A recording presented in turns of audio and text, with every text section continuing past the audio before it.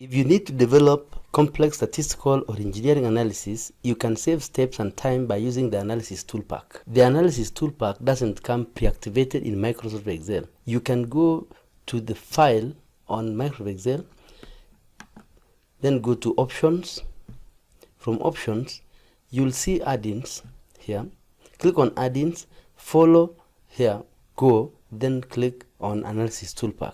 The Analysis Toolpak will come under the Data tab, and you'll see it as an extra addition on the Data tab.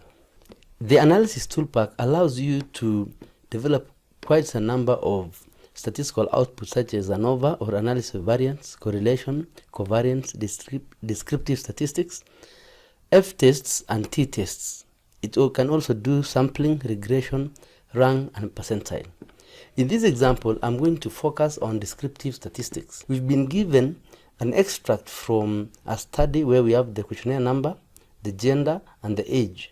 The ages are between 18 and 60. We would like to get descriptive statistics and summary statistics such as the degree of freedom, that is a confidence interval. We want to get the mean, median, sum, range, and other statistical outputs. We'll click on descriptive statistics, click OK to get the menu. Then you'll need to input the range of the data that you want to analyze. I'll input the range C2 all the way to C21. From there, I'll have my data group by columns and then indicate that I have labels on the first row.